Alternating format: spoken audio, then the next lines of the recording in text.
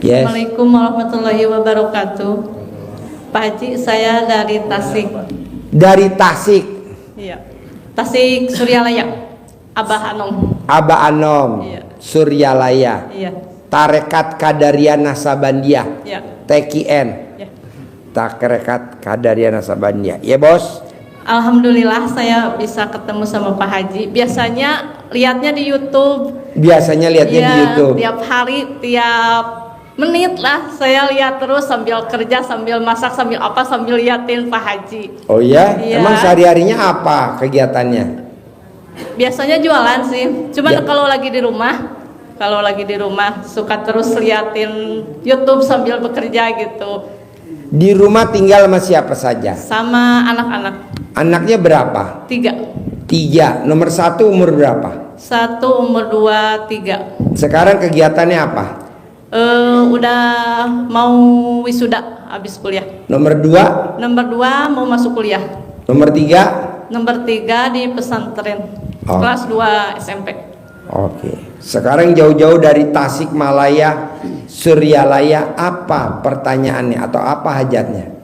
Alhamdulillah saya udah meraktekin ilmu Pak Haji. Alhamdulillah banyak yang terkabul juga. Mau testimoni ya? Boleh. Itu yang kata Pak Haji sayembara, ada yang waktu testimoni saya ngikutin, nyimpan celana dalam yang 9 hari di atas apa itu pintu. Alhamdulillah terkabul juga. Pas Terkabulnya apa? punya anugerah ada yang bayarin. Utangnya dia lunasin. Iya. Itu pas saya Sekarang celana dalamnya ada di mana? masih di atas. Bisa gak diambil besok pagi biar bapak-bapak mau sewa dulu? Yang nggak diambil. Ya, tunggu ya Pak. Tadi ambil besok ya Pak. Mau nyewa berapa Pak? Jadi gini Pak, orang yang punya utang, kalau pengen utangnya yang lunasin orang lain, celana dalam bapak yang nggak ganti 9 hari atau ibu digantung di atas lebih tinggi dari kepala. Nanti utang ibu ada yang lunasin orang lain. Bisa kakak, bisa adik, bisa ipar, bisa sepupu, bisa anak, bisa mantu. Nanti pada saat ibu copot celana dalam, tutorialnya divideoin. Nanti kirim ke Haji Marco, nanti dilihat. Kalau memang tutorialnya cocok, langsung kita kasih hadiah sayembara. Iya Haji Marco ya? Yes, lanjut. Saya nonton YouTube itu pas malam Sabtu. Terus pas Minggu habis subuh saya simpan itu CD-nya. Gak lama kemudian 3 hari dari situ pas hari Rabu udah langsung ada yang bayarin gitu. Utang. Iya. Alhamdulillah gitu. Terus Apalagi testimoninya? ada lagi itu tetangga yang mau lahiran. Kan kata dokter katanya harus disesar. Saya bilangin itu harus pakai celana dalam dikalungin. Iya. Ya, dia nurutin dikalungin, pas dibawa ke rumah sakit alhamdulillah nggak disesar juga. Normal, iya. Alhamdulillah. Jadi ilmu RDA itu ilmu kearifan lokal Pak. Jadi kalau bapak punya anak, punya mantu, ibu punya anak, punya mantu, kalau kata dokter sesar, ambil aja celana dalam suaminya atau celana dalam dia atau celana dalam ibunya atau celana dalam siapa aja, dikalungin di leher yang mau lahiran, nanti lahirnya normal. Atau alat kelamin suaminya yang hamilin direndam di gelas, airnya diminum, itu juga normal. Kalau enggak, bapak dan ibu sakit gigi, colek alat kelamin bapak dan ibu, tempelin di gigi, giginya langsung pada copot.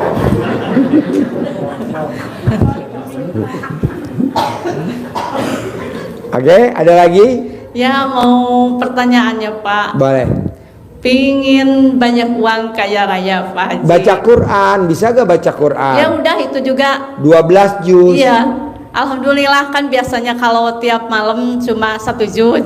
Sekarang mah udah tamat 12 juz. 1 Quran itu 3 hari. Alhamdulillah. Ya udah, bawa 12 juz. Ya. Ada kok, terangin. ayatnya, videonya di mic-nya nih, pakai mic-nya. Pinjam mic-nya, terangin. Nih dengerin ya Pak nih. Pakai Dasarnya Al-Qur'an nih. pakai ini dulu aja ya. Ya, pakai itu dulu. Nih, dengerin Pak, nih dasarnya Al-Qur'an Pak, Bu. Dengerin. Nih, Bu. Yang tidak pernah rugi, selalu untung. Dalam surah Fatir ayat 29. Orang yang ngerjain 3 amal ini pasti untung dan enggak pernah rugi. Innalladzina yatluna kitaballah. Orang yang selalu membaca Al-Qur'an itu pasti untung. Kagak pernah rugi. Itu Allah yang nyebut. Di ujung ayat itu yarjuna tijaratan lan tabur. Orang-orang yang selalu membaca Al-Quran berharap kepada Allah, perdagangannya, usahanya lan tabur, tidak akan pernah rugi. Kenapa orang membaca aja Pak? Membaca aja itu nggak pernah rugi. Satu, Al-Quran dibaca, paham nggak paham, ngerti nggak ngerti, pokoknya yang dia baca ayat Quran dihitung ibadah.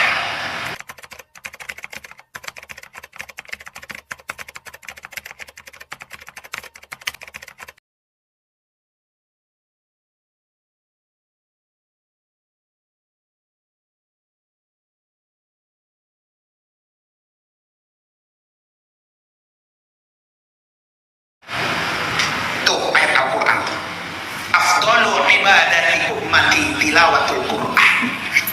Sepaling baik ibadah umatku membaca Al-Quran. Paham ke? Enggak paham ke? Maka dia mendapatkan nilai ibadah. Kalau pengen cepat ke Mekah, lakukan 2 hal. Satu, jangan pernah tidak baca Al-Quran setiap hari. Insya Allah nih anak-anak kita, Allah bukain lebar-lebar untuk bisa menuju ke Mekah dan Madinah. Ya Allah, ya Allah, taruh saya ya Allah di tempat Quran di mana diturunkan. Itu minta. Tiap habis Quran ya Allah, bawa saya ya Allah di mana Quran diturunkan. Cuma di Mekah. Yang kedua, baca doa ini. Dengerin nih Pak. Yuk, Itu lagi. Ya. terangin. Iya, Bapak Ibu sekalian, itu penjelasan satu amalan di surat Fatir ayat 29. Nanti lihat ya, Bapak Nanti dan Ibu dibuka. dilihat di rumah nanti Surat lihat. Fatir Atau ayat di YouTube dibuka ya, di itu. surat Fatir ayat 29. Itu adalah rangkuman dari ilmu yang diajarkan Pak Haji selama ini. Ada 3 poin terpenting yang selalu Pak Haji sampaikan terus kepada kita semua.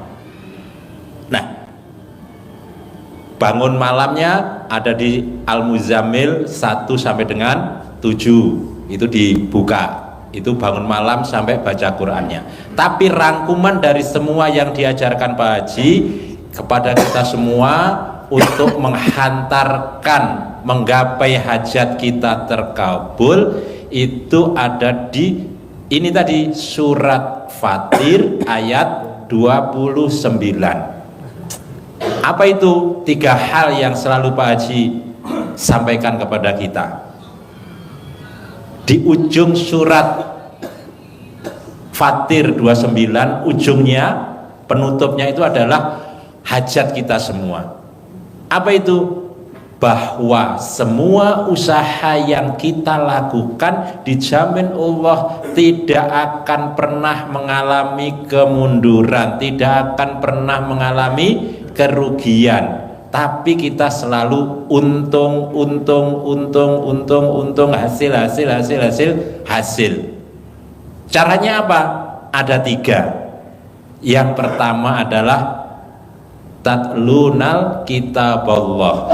Tadi itu membaca kitab Allah, membaca Al-Qur'an. Al-Quran.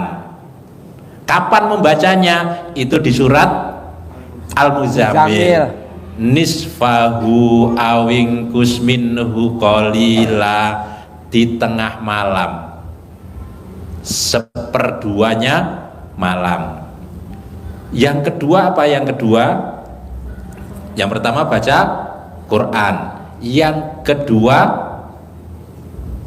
mendirikan sholat. Maka Pak Haji selalu sampaikan kepada kita, jangan bolong qobliyah dan ba'diyah.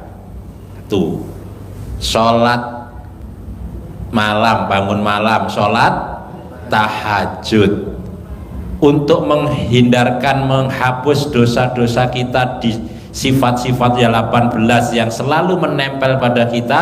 Kita bersihkan dengan sholat taubat.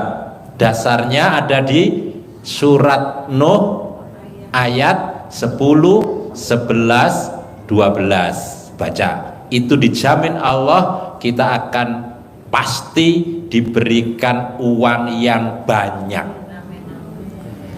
Yang ketiga, selalu disampaikan pada kita semua, sedekah subuh jangan bolong, sedekah Jumat barokah jangan bolong. Yang boleh bolong Alat kelamin. Alat kelamin ditoblos boleh bolong ya. Sedekah subuh nggak boleh bolong. Maka kesimpulan itu terangkum di dalam ini, surat Fatir 29. Jadi satu baca Quran, dua sholat, yang ketiga adalah sedekah. Sedekah itu dipaksa enggak oleh Allah? Sedekah dipaksa enggak? Paksa. Ada ayatnya. Di apa? Gimana bunyi sedekah itu? Yang ada dua versi. Yang pertama, sedekahlah kita semua itu dipaksa Allah bersedekah dalam keadaan lapang maupun sempit, dalam keadaan terang-terangan atau sembunyi-sembunyi. Jadi paksa, Itu sedekah itu dipaksa. enggak berarti? Dipaksa. Dipaksa. Jadi kalau Nggak ada sedekah seikhlasnya, saya nggak setuju. Paksa. semaunya paksa. Maksanya gimana bahwa kita memaksa itu? Jangan nunggu kita sedekah itu nanti kalau saya sudah punya uang, nanti kalau saya sudah kaya, nanti kalau saya udah lunas. kalau sudah lunas. Nggak ada. Akan mungkin, bahkan tidak bisa kita lakukan. Kenapa? Justru kondisi kita dalam keadaan sempit ini kita memaksa. Ini perintah Allah untuk memaksa. Memaksanya seberapa? Jadi kalau kita punya uang 100.000, sedekah 50.000, ringan ya? Ringan. Punya uang 100.000, keluarin 50.000, pasti bisa 50%. Karena kita sudah terlatih, terbiasa. Jadi nanti kalau punya uang 1 miliar, ngeluarkannya masa tetap 50.000? 500 juta lah. Nah, Ibu nih, saya potong ya, bapak-bapak nih kebanyakan punya uang 1000-1000-nya disedekain berani. Gila gak coba? Punya uang 1000, ada anak yatim, dia nangis pengen beli cilok, dia kasih tuh 1000-1000-nya. Coba kalau bapak dan ibu punya 1 miliar, berani gak disedekain semuanya? Mikir loh. Lanjut. Iya. Jadi baca Quran dipaksa. Iqra, inget gak? Dipaksa gak? Dipaksa. Di mana maksanya? Di gua Hiro. Kadang kan banyak tamu-tamu di RDI, ada orang di RD, Pak Haji apa-apaan sih baca Quran dipaksa? Dia belum tahu. Pak Haji apa-apaan sih sedekah dipaksa, bukan sedekah seikhlasnya. Dia nggak tahu ilmu RDI tingkat tinggi. Jadi baca Quran dipaksa, sedekah dipaksa, sholat ba'diyah qobliyah dipaksa. Lihat hasilnya Pak, Bu. Ayo lanjut. Ya. Jadi semuanya kita sendiri yang harus memaksakan diri kita. Kenapa harus dipaksa? Karena kalau tidak dipaksa kita akan biasa-biasa saja. Pak Haji selalu menyampaikan harus dipaksa, harus ekstrim. Kalau kita punya hajatnya ekstrim, hajatnya maksa, maka ibadah sedekahnya juga harus ekstrim dan harus maksa. Ekstrimnya Pak Haji yang disampaikan, Bapak Ibu bisa hajat terkabul ada dua jalan. Bapak Ibu bersekutu sama setan, bisa kaya raya, hajat bisa terkabul. Bapak Ibu bersekutu sama Allah, semuanya juga bisa terkabul. Tinggal keyakinannya. Ada nggak orang yang bersekutu sama setan juga bisa kaya? Banyak. Sudah pernah bersekutu kan? Iyalah. Miara babi ngepet. Jagain lilin jam berapa? Jam 12. Kalau ilmu RDAE, sholat tahajud bangun jam 00, senyum mandi pagi tahajud jam berapa? Jam 12. Kalau bukan ilmu RDAE, sholat tahajud jam berapa? Jam 3. Tinggal pilihan. Kalau ilmu RDAE baca Quran jam 00. Tapi kalau bukan ilmu RDAE baca Quran apa? Setelah sholat subuh. Kok habis sholat subuh? Nggak mau. Jam 00. Jadi waktunya ekstrim karena hajatnya ekstrim. Jangan Bapak dan Ibu, kok kita mesti baca Qurannya jam 00? Kok kenapa kita mesti tahajudnya jam 00? Kan hajatnya ekstrim. Karena ibadahnya juga harus ekstrim. Lanjut. Ya.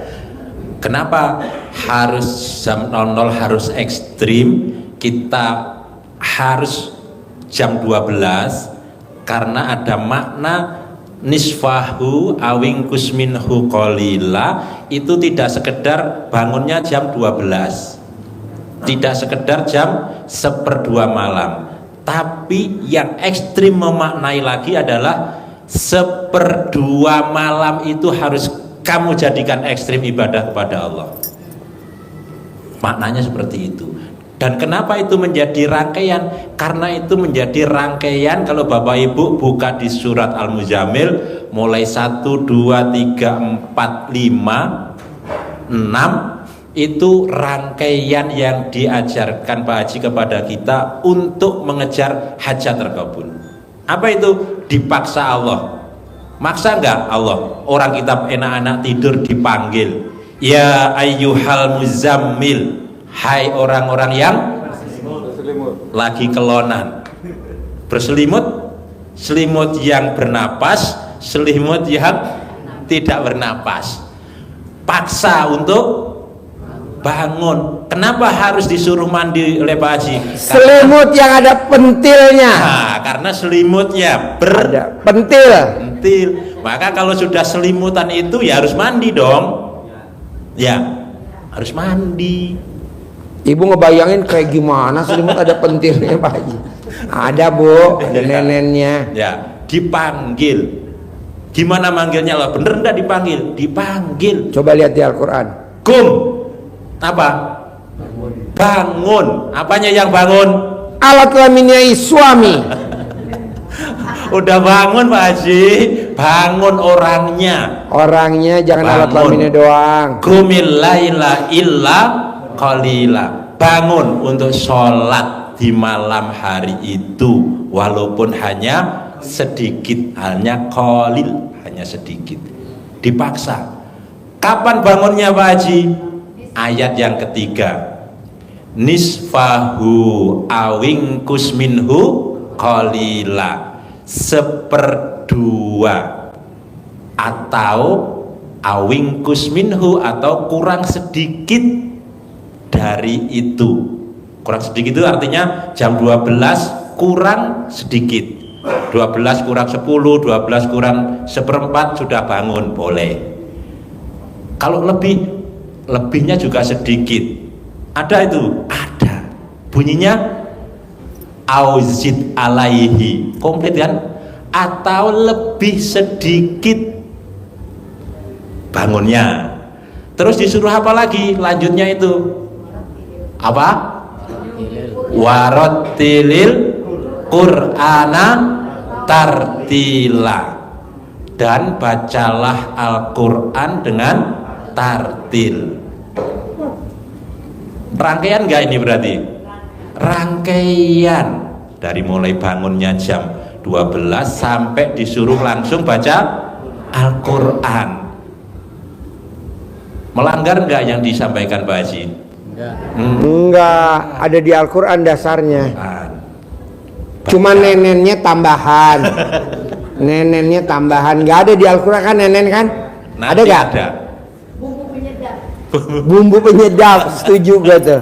Miwon, bumbu masak, miwon, pala botak, bloon.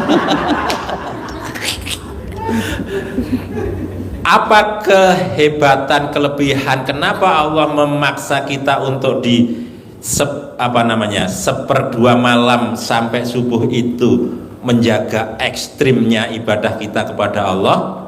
Kata Allah, sesungguhnya itu di ayat yang ke-6, sesungguhnya bangun malam itu membuat jiwa mental kita itu menjadi kuat. Jadi bermental baja, tidak mudah cengeng, tidak mudah mengeluh, tidak mudah sedih. Jadi dengan melakukan ini otomatis sifat 18 akan hilang. Gimana Pak Haji caranya menghindarkan sifat 18? Lakukan itu, pasti akan mengendap sifat 18-nya. Koma dan ucapannya menjadi mantap. Artinya apapun yang kita ucapkan, karena lisan kita dihiasi dengan bacaan Al-Quran, kita dekat dengan Allah. Hajat kita, permohonan kita, apa yang kita ucapkan terkabul. Bisa nggak kita terkabul? Bisa. Ada ndak yang contoh bisa begini terkabul? Contohnya adalah kisah di Nabi Sulaiman. Nabi Sulaiman ditawari oleh jin, Ifrit namanya. Nanti Bapak Ibu cari di mana Ifrit berada. Karena dia sok menawari itu. Saya sanggup memindahkan istana Ratu Balkis sebelum Tuan beranjak dari duduk. Sebelum berangkat pantatnya dari duduk, nah sebelum duduk singgasana itu istana Balkis bisa dipindahin nama jin Ifrit. Padahal ada yang lebih canggih lagi tuh. Ada yang lebih canggih lagi. Ilmunya Siapa itu? Allah. Siapa itu? Jadi bukan jin, bukan malaikat, dan bukan nabi. Yang memindahkan bukan Nabi Sulaiman kan?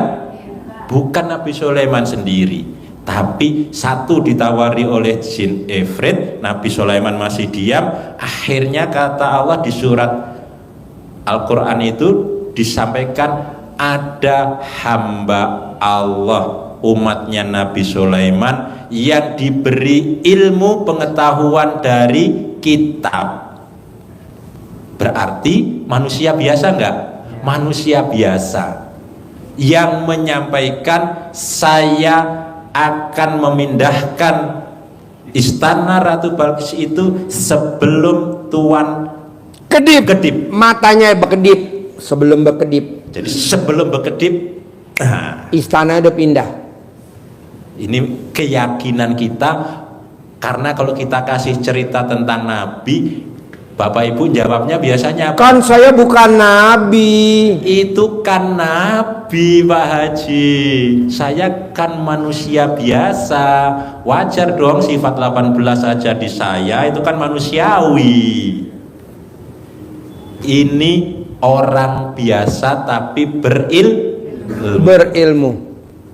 Artinya bisa. Bisa. Ini keyakinan yang harus kita bangun. Jadi semua tadi itu, rangkaian tadi didasari harus dengan keyakinan, yang istilah Pak Haji harus bulat dan keras. Ibu bapak yakin gak sih bisa berangkat umroh gratis bersama anak yatim? Nah gitu. Bapak yakin gak sih sama ibu bisa berangkat haji visa Furoda 2026 gratis? Ya udah, jadi ibu mesti yakin dulu. Jangan sampai bapak dan ibu cuma nganterin sampai bandara, malu-maluin. Berangkat bersama anak yatim. Iya, anak yatimnya kan 400 yang berangkat, ibu juga 200, bapak 200. Yang hadir di sini harus berangkat semua. Harus yakin gitu. Ini kan enggak. Kira-kira saya kepilih gak ya Pak Haji? Ampret loh. Itu ngomong apaan tuh? Pasti berangkat. Pasti gratis. Gitu. Saya kepilih gak sih Pak Haji? Dah, gua ngeliat mukanya aja udah enak. Berangkat tuh. Pasti berangkat. Lanjut bos. 10 Pak Haji. 10. Oke, 1 menit lagi. 1 menit lagi. Penutup dari saya, Bapak Ibu sekalian, untuk menambah keyakinan, Bapak Ibu harus setangguh, seyakin ibunya Nabi Ismail namanya Siti Maryam. Siti Maryam itu mah ibunya Sultan. Saat ditinggal oleh Nabi Ibrahim di padang pasir, padahal tidak ada apa-apa. Apa yang ditanya oleh istrinya? Apakah ini Allah yang memerintahkan kamu meletakkan saya di sini? Nabi Ibrahim pun tidak sanggup untuk menoleh istrinya. Cukup dijawab dengan anggukan, iya. Kalau itu saya yakin tidak ada apa-apa. Ini ilmu yang selalu Pak Haji sampaikan. Yang penting harus berbuat. Nanti hasilnya bisa jadi bukan karena perbuatan yang kita lakukan itu hasil yang Allah berikan. Contohnya ini, yang hasil yang dikerjakan oleh Siti Hajar menjadi diabadikan dalam ibadah yang wajib, Safa Marwah. Wajib umroh harus sa'i, Safa Marwah, Safa Marwah, wajib. Ini untuk menunjukkan kita membangun keyakinan. Harus berbuat apa saja. Allah menunjukkan harus cari air, sudah lakukan. Saya butuh minum, jalan, di sana ada gerak. Zam-zam adanya di antara Safa Marwah enggak? Hah? Di sebelah kiri ya. Kalau kita di Coba mana yang pernah umroh? Tunjuk tangan yang pernah umroh. ya. Jadi kalau kita pas di bukit Safa, melihat ke sana di Masjidil Haram, di sononya di yam-yamnya kan, yam-yamnya di sana. Safa Marwahnya sono, balik. Rezekinya ada di mana? Di jalur ini enggak? Enggak, rezekinya di sono. Yang dapat rezeki siapa? Anaknya yang masih bayi. Nah, inilah keyakinan yang harus kita bangun, yang diajarkan Pak Haji. Jangan ngeluh, jangan mikir, jangan berharap. Jalani saja. Jalanin. Bapak dan Ibu suka berharap. Terus yang tadi, kayak yang tadi. Terus dapatnya dari mana? Nah, itu jadi lemah. Dapatnya Allah. Masa bayi bisa Nemuin air. nemuin air? Yang nemuin siapa? Bayi yang dikasih. Ini yang membangun keyakinan. Tambah yakin Bapak Ibu? Yakin Pak Haji. Ya, jangan milih apa saya kepilih umroh gratis ya, apa saya berangkat haji ONH visa furoda gratis ya. Janganlah, pasti saya berangkat sama anak yatim umroh gratis, pasti saya berangkat umroh gratis sama anak yatim, pasti gitu. Pasti saya berangkat haji 2026 visa furoda, pasti gratis, pasti gitu loh bos. Yakin nggak? Awas kalau nggak. Oke? Sampai ketemu lagi hari Sabtu pagi jam 7 di sini. Dengerin Mbak Nadia testimoni cair 1 triliun. Dan ketemu lagi di hari Minggu di kolam renang, ijab kabulnya di dalam kolam renang, di dalam air. Bapak dan Ibu dari sini naik odong-odong. Nah, sampai di kolam renang. Pak Haji kalau makan perut saya suka lapar. Udah saya siapin nasi uduk, lalap jengkol. Jadi Bapak sambil duduk pegang. Ya, jadi udah kita siapin 6 apa namanya itu kalau nasi uduk? Tempat termos, 6 termos besar untuk bapak-bapak makan nasi uduk. Sama saya siapin lalap jengkol. Jadi bapak nanti sambil makan nasi uduk lalap jengkol, bapak-bapak sambil pegang. Oke? Jadi kita bikin acara begini setiap Kamis malam Jumat. Setiap hari Jumat habis maghrib sampai jam 10 ijab bersama Mbak Ratih sambil nanti nyanyi di atas. Jadi yang berangkatin umroh Mbak Ratih, 400 anak yatim, 200 tamu laki, 200 tamu perempuan. Jadi totalnya 800. Yang berangkatin haji visa furoda Mbak Ratih, karena dia yang cair 400 miliar. Besok ketemu orangnya namanya Mbak Ratih. Nanti dia nyeleksi yang mukanya hancur, yang nggak terpilih. Makanya bapak dan ibu wajib mandi pandan, mukanya digosok biar Mbak Ratih pilih saya, Mbak Ratih pilih saya, Mbak Ratih pilih saya, Mbak Ratih pilih saya, Mbak Ratih pilih saya gitu. Kelebihannya apa sih Pak Haji kalau berangkat umroh gratis bersama anak yatim? Bapak dan ibu bisa ijab kabul di atas awan. Jadi nanti kita ijabnya di pesawat, di atas awan.